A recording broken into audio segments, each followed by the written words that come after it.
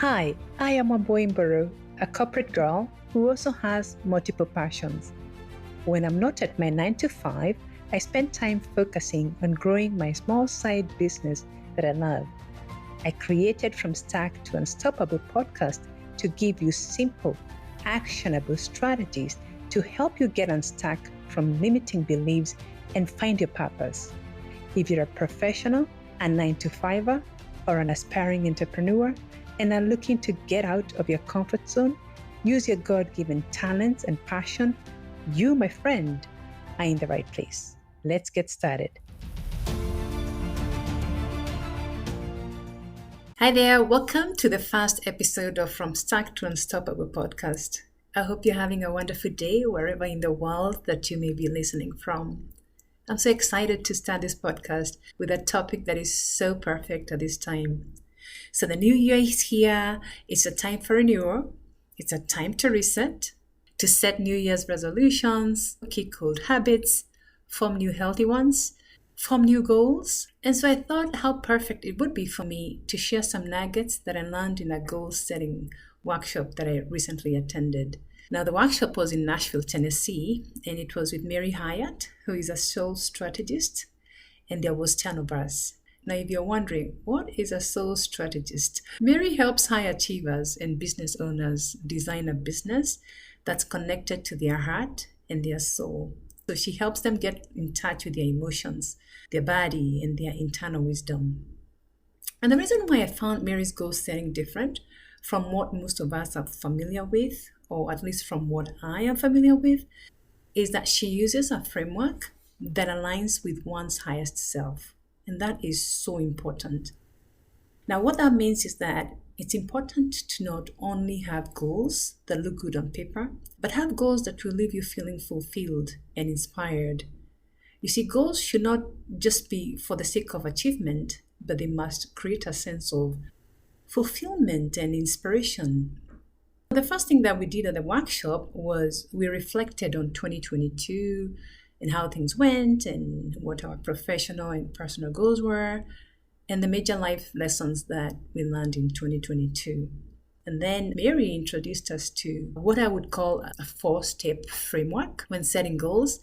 And actually, you can use this framework when you're about to take on a new assignment, like starting a business or a new career. Now, she calls this framework being in alignment. And we did an exercise on what it is to be out of alignment. So we explored ways that zapped our energy. Mary says that when we are out of alignment, it leaves us feeling exhausted. It just drains us and it makes us reactive emotionally. Can you relate?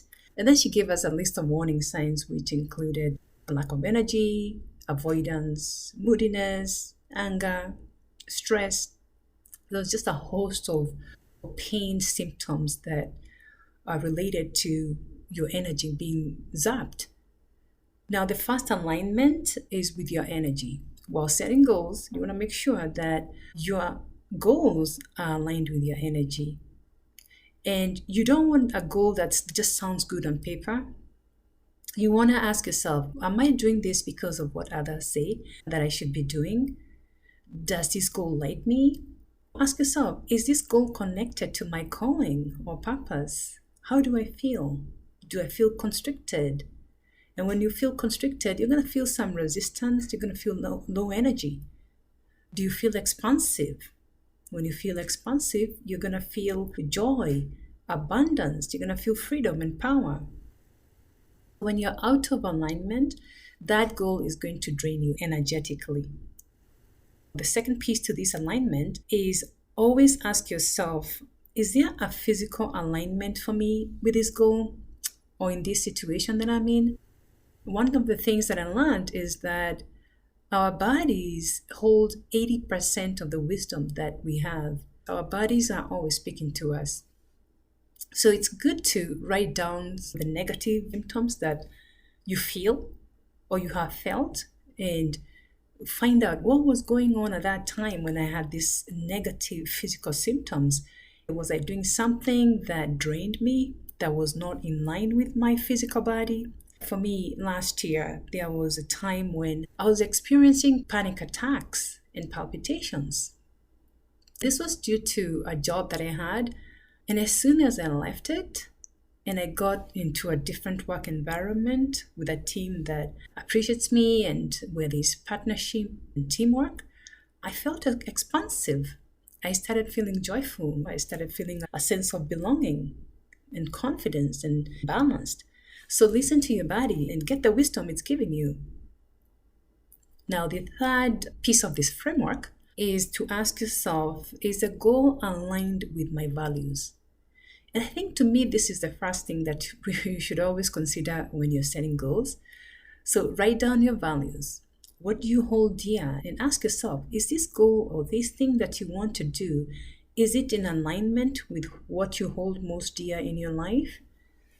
So my values are freedom, connection, harmony, and impact.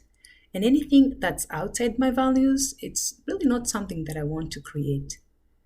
The fourth step of the framework is to ask yourself, is this goal in the right season of my life?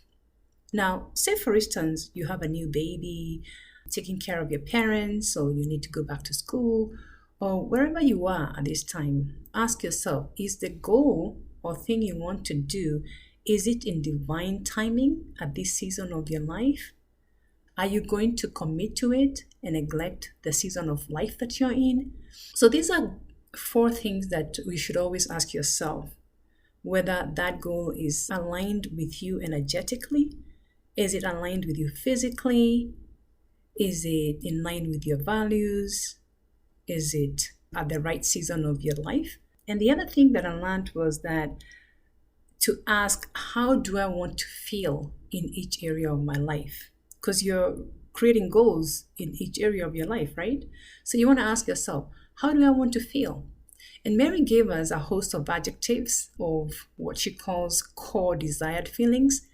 And core desired feelings, she says, they are the qualities of the heart, that they are your most preferred state of being. They are life-affirming, they're positive, they are expansive. Some of the words that she gave us are balance, luxury, sensual, expansive, belonging, generous. There was a host of adjectives of these core desired feelings. What I would like for you to do is take a moment and do these 4 simple steps, and please make sure you don't skip any of them.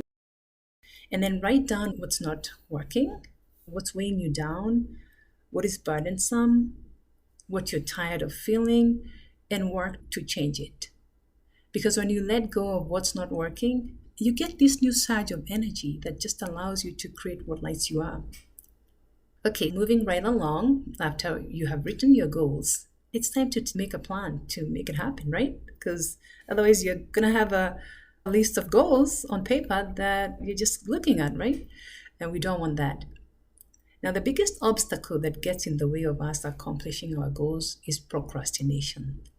And the way to beat procrastination is to chunk those goals into bite-sized pieces that you can do in a day or 2, the most.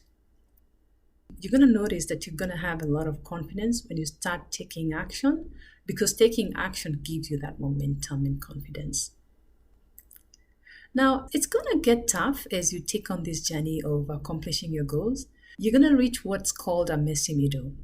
And this is a term I learned from Mary Hyatt, who happens to be Mary's dad. He's a productivity and goal-setting guru. Michael says that we reach that messy middle when our goals are not compelling enough. That's why I want you to use Mary's framework to determine whether your goals are in alignment with your soul. But if you do reach this messy middle, which Michael says that most often happens in the middle of the year, you're going to need a mindset change, and you're going to believe in yourself. You're going to have to tell yourself, I can do hard things.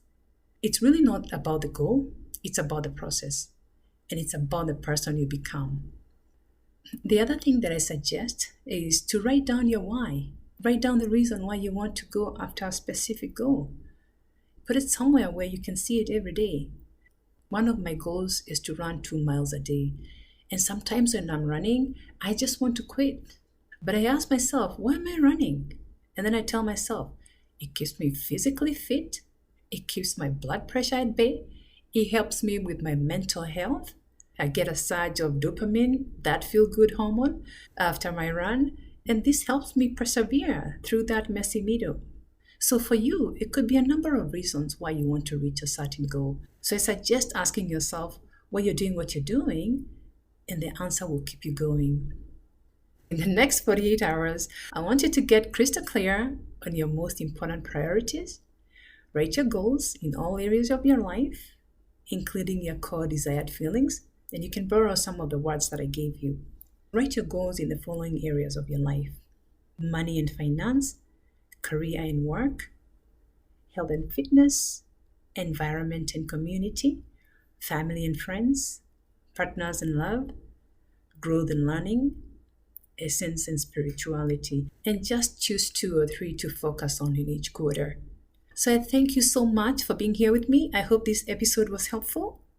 Until next time, take care. And to Mary, thank you so much for guiding me. I'm truly grateful for this new insight, and I can't wait to see what 2023 holds for all of us. Hey, if you enjoyed today's episode, please take time to review and rate it. It's the fastest and easiest way to say thank you for creating this content. Until next time, keep thriving. I cannot wait to see you next week. Take care now.